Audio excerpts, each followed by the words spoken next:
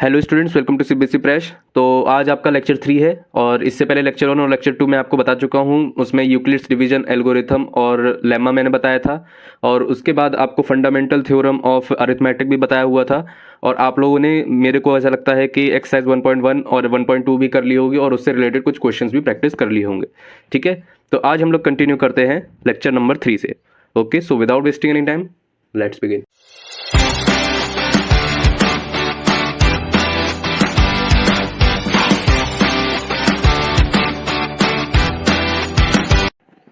तो आप लोगों ने अगर इससे पहले वीडियो नहीं देखे हैं इसके लेक्चर 1 और लेक्चर 2, तो आई बटन में आपको उसका लिंक मिल जाएगा, आप देख लीजिए। ठीक है, तो सबसे पहले हम लोग आते हैं थ्योरम नंबर 1.3 पर। ठीक है, तो इसमें क्या लिखा हुआ है पहले मैं रीड कर देता हूं कि let p be a prime number if p divides a square then p divides a where a is a positive integer. तो यार देखो, ये ऑब्वियस सी बात है, अगर p एक प्राइम नंबर है, ठीक है, p एक प्राइम नंबर, जैसे मान लो 7 है, ठीक है, और 7 जो है किसी एक ऐसे नंबर को डिवाइड कर रहा है, मान लो a स्क्वायर, जैसे कि 49 मान लो, तो वो a को भी डिवाइड करेगा 7 को। तो आप देख सकते हैं कि 7 जो है वो 49 को भी डिवाइड कर सकता है और 7 को भी। मान लो मैं एक और प्राइम नंबर लेके चलता हूँ, मान लो 5 है, ठीक है, ये आपका किसको डिवाइड कर रहा है, मान लो आपको 625 को डिवाइड कर रहा है ये। ठीक है, 625 किसका स्क्वायर होता है आपको पता है, 25 का स्क्वायर होता है।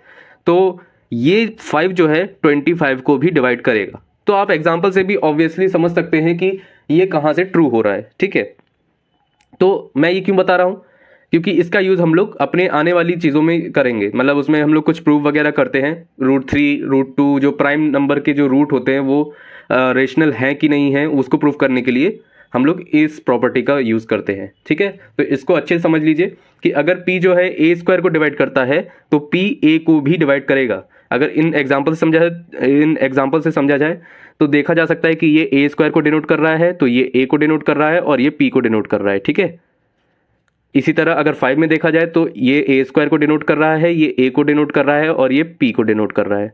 ठीक है, okay, now move on some examples.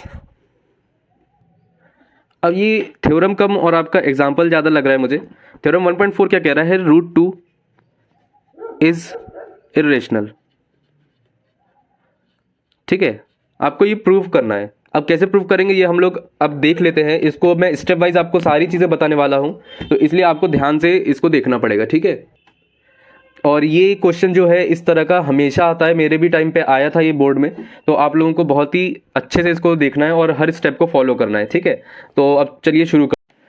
तो सबसे पहले इसमें अगर हम लोग देखें तो √2 को हम लोगों को इरेशनल प्रूव करना है। तो इसमें एक मेथड यूज होता है जिसको हम लोग कहते हैं कॉन्ट्राडिक्टरी मेथड। मतलब हम लोग क्या करेंगे, कुछ रॉन्ग अजम्पशन ले लेंगे और उसके बेस पे हम लोग ये प्रूव कर देंगे कि हम लोग का जो अजम्पशन है वो रॉन्ग है और जो हम मतलब इसमें स्टेटमेंट लिखा हुआ है वो ट्रू है। तो हम लोग अजम्पशन क्या लेंगे, let √2 be a rational number. ठीक है, ये हम लोगों ने अज्यूम कर लिया कि √2 जो है एक रेशनल नंबर है। अब जैसा कि आप लोगों को पता है कि रेशनल नंबर जो होता है वो p/q के फॉर्म में होता है, जहाँ पे q is not equals to 0 और p और q जो होते हैं वो इंटीजर्स होते हैं। तो मैं क्या करता हूँ, √2 को एक r/s के फॉर्म में लिख लेता हूँ। अब r/s क्यों लिखा है, आप लोगों को, कई लोगों को a/b के फॉर्म में बताया होगा, तो मैंने r/s इसलिए लिखा है। मैंने ये बोला कि भैया r/s में कुछ कॉमन फैक्टर्स है।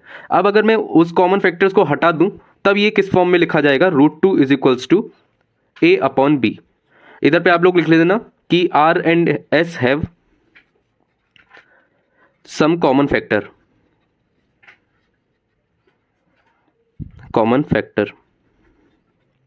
ठीक है।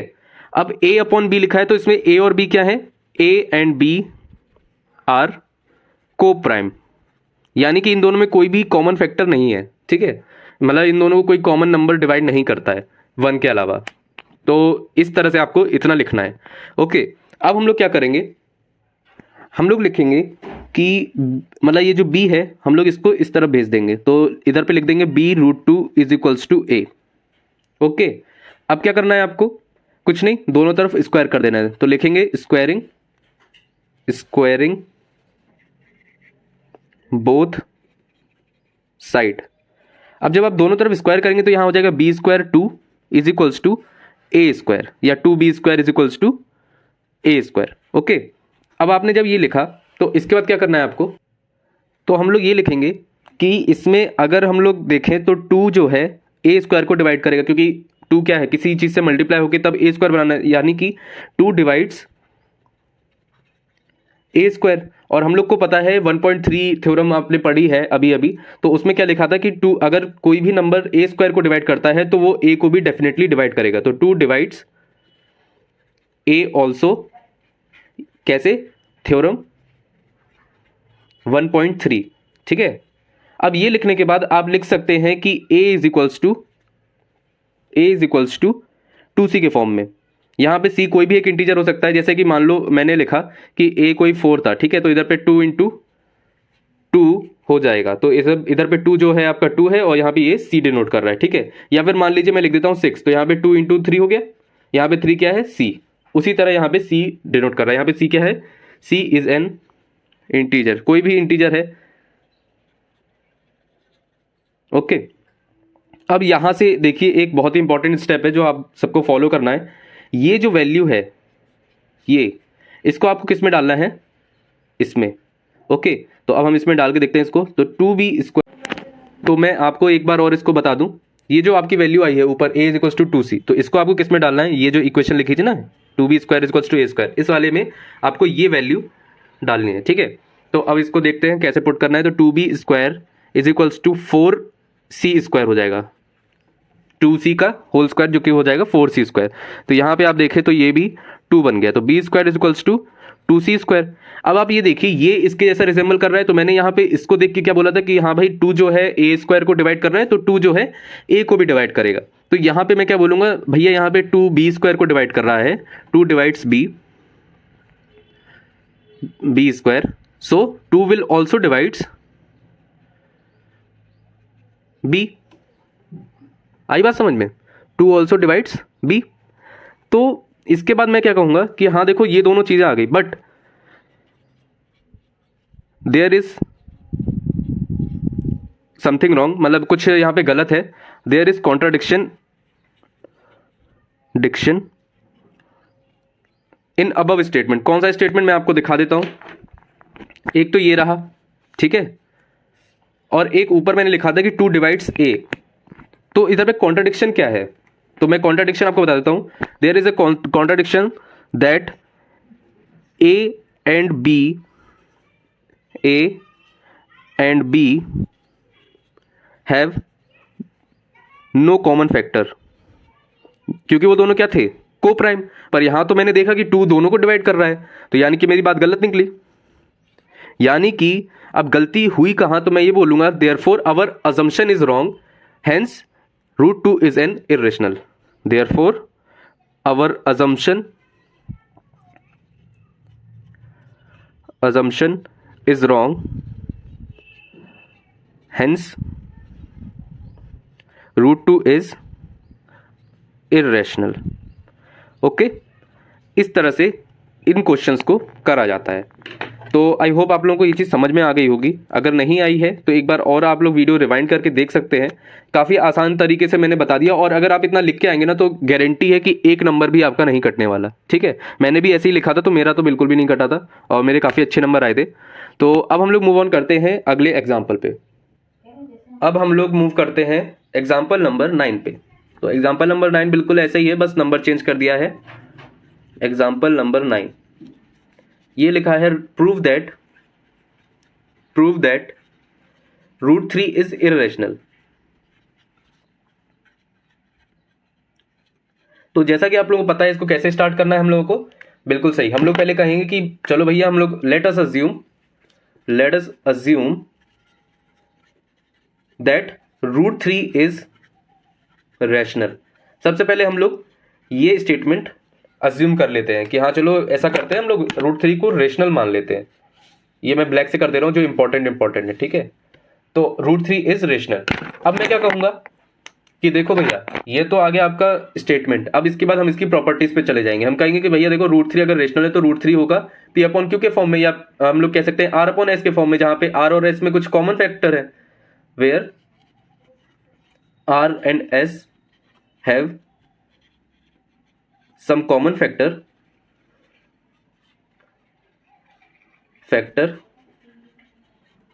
and S is not equals to 0, आप ये लिख देना। अब इसके बाद मैं लिखूंगा कि √3 इज इक्वल्स टू a/b। तो जैसे कि आप लोग 2/4 को 1/2 लिखते हैं, तो मैंने वही किया है कि r/s कुछ नंबर था, लेकिन उसमें से जो भी कॉमन फैक्टर था मैंने उसको हटा दिया। तो अब मैं क्या लिखूंगा इधर पे, यहां पे लिखूंगा कि a एंड b आर को प्राइम। ठीक है, को प्राइम का मतलब क्या होता है, दोनों में कोई भी कॉमन फैक्टर नहीं है और दोनों एक दूसरे, मतलब कह सकते हैं कि कुछ भी दोनों में कॉमन फैक्टर नहीं होता है, कोई भी ऐसा नंबर नहीं जो दोनों को डिवाइड कर पाए। ओके, अब हम लोग मूव ऑन करते हैं। क्या अगला स्टेप रहता है कि इसको हम लोग इधर पे करते हैं। अच्छा, यहाँ पे जो स्टेटमेंट इंपॉर्टेंट है वो रहा ये। ठीक है, ये स्टेटमेंट आप लोग इंपॉर्टेंट देखते चलिए। नेक्स्ट हम लोग क्या करेंगे कि √3 को साथ मल्टीप्लाई करेंगे b is equals to a। Now squaring both side,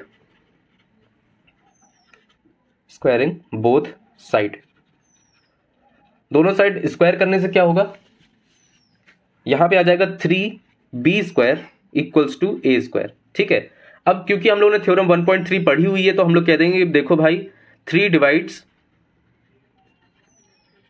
a², then 3 also divides a। ठीक है, ये लिख दिया। ओके, बहुत बढ़िया। तो मैं यहां पे इसको इंपॉर्टेंट से मार्क कर दे रहा हूं। ठीक है, अब हम लोग नेक्स्ट आते हैं। इसका मतलब ये हुआ कि 3 इज इक्वल्स टू कह रहा हूं, a is equals to 3c कुछ होगा, मतलब अगर ये इसको डिवाइड कर रहा है तो 3 के साथ कोई ऐसा नंबर मल्टीप्लाई करते हैं, कोई इंटीजर, तो वो a के बराबर आ जाएगा, where c is some integer. यहां तक तो कोई प्रॉब्लम नहीं हुई। अब हम क्या कहेंगे कि देखो भाई a is equals to 3c आया है, तो हम एक काम करते हैं, हम इसकी वैल्यू इस वाले इक्वेशन में डाल देते हैं। ठीक है, तो इसमें हम रख के देखते हैं इसको। तो ये हमारा हो जाएगा 3b² इक्वल्स टू 3c का होल स्क्वायर क्या होता है 9c²। 3 से 3 गया 3, तो b² इक्वल्स टू 3c² आ गया। अब मैं इसको देख के फिर से बता सकता हूं, जैसा कि ऊपर का कंडीशन आप देख रहे होंगे, यहाँ पे भी उसी तरह से कुछ किया हुआ है। ठीक है, तो मैं इधर पे देख के बोल दूंगा कि हाँ भाई, अगर ये b² इक्वल्स टू 3c² है, यानी कि 3 जो है वो b को भी डिवाइड करेगा, b² को भी डिवाइड करेगा, तो 3 divides b², hence 3 also divides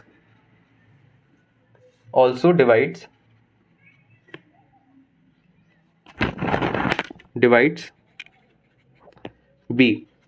ठीक है, तो अब क्या होगा, 3 ऑल्सो डिवाइड्स b, पर यहां पे एक कॉन्ट्राडिक्शन आ गया है। क्या कॉन्ट्राडिक्शन आ गया है, कॉन्ट्राडिक्शन ये आ गया है कि 3 also divides b and 3 also divides a, but हम लोगों ने अज्यूम किया था, मतलब हम लोगों का एक रिजल्ट आया था a एंड b आर को प्राइम, पर यहां तो दोनों के कॉमन फैक्टर आ गए, यानी कि हमारा अजम्पशन ही रॉन्ग है।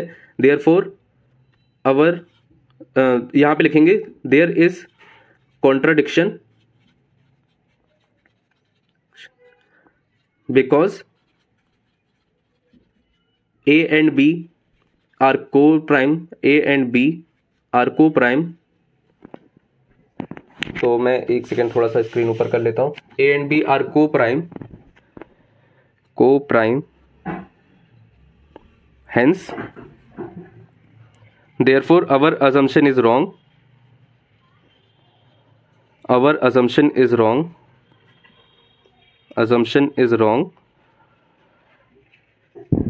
wrong।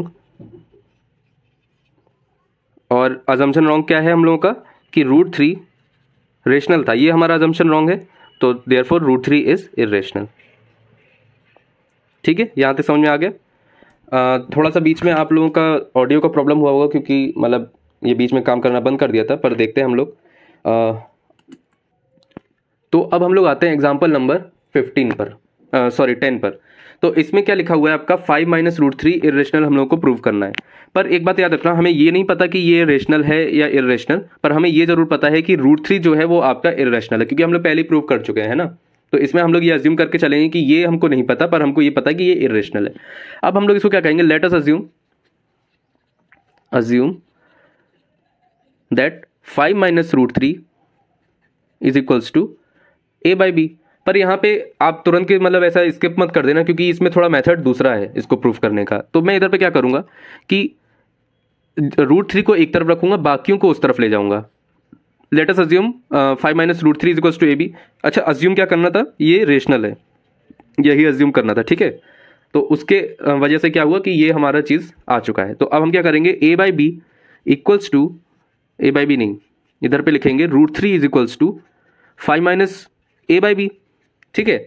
अब क्योंकि ए बाई बी जो इंटीजर है, 5 भी इंटीजर है, देयरफॉर ये अपना जो लेफ्ट वाला साइड है, ये वाला लेफ्ट साइड जो है, सॉरी ये राइट साइड जो है, ये आपका दिख रहा होगा, सॉरी ये राइट साइड जो है ये आपका दिख रहा होगा कि ये पूरा पूरा इंटीजर है, क्योंकि इंटीजर माइनस इंटीजर वो सब इंटीजर आ जाता है। अगर आपको अभी भी नहीं यकीन हो रहा तो मैं क्या करूँगा, 5b माइनस ए अपॉन बी, ऊपर वाला भी इंटीजर नीचे वाला भी इंटीजर, देयरफॉर ये तो रेशनल नंबर है, ठीक है। अब क्या करूँगा, इधर देखूंगा कि हाँ भाई लेफ्ट साइड क्या है, रूट थ्री है, लेकिन रूट थ्री तो हमारा पता चल रहा है कि ये इर्रेशनल है, इर्रेशनल। तो मैं यही कहूँगा कि भाई LHS is not equals to RHS, तो इसकी वजह से कुछ तो रॉन्ग है इधर पे। तो मैं क्या कहूँगा कि भाई देखो गलत क्या है आपका, सीधी सीधी बात है, अजम्पशन गलत है कि ये एक रेशनल नंबर है। हम कहेंगे our assumption is wrong, therefore 5 minus root three is irrational. Process पूरा वही रहेगा जो मैंने आपको बताया। क्या करना है आपको, इसको बताना है, मतलब इस फॉर्म में ले आना, इसके बाद इसको कहना है कि this side is rational and this side is irrational, therefore LHS is not equals to RHS, then there is something wrong, and there is some contradiction in this statement। और उसके बाद आपको लिखना है कि therefore our assumption is wrong and 5 minus root 3 is irrational, ठीक है। इस तरह से आपको करना है। अब आप एग्जाम्पल नंबर 1.3 कर सकते हैं, ठीक है। और क्वेश्चन बहुत आसान होंगे इसके, और काफ़ी आसान क्वेश्चन है, मतलब जितने मैंने कराए ना एग्जांपल उसी के ऊपर बेस्ड है, तो आप लोग आराम से उसको कर सकते हो। और मिलते हैं आपको अगली वीडियो में, तब तक आपको like, subscribe, share and comment करना है। मिलते हैं अगली वीडियो में। जय हिंद।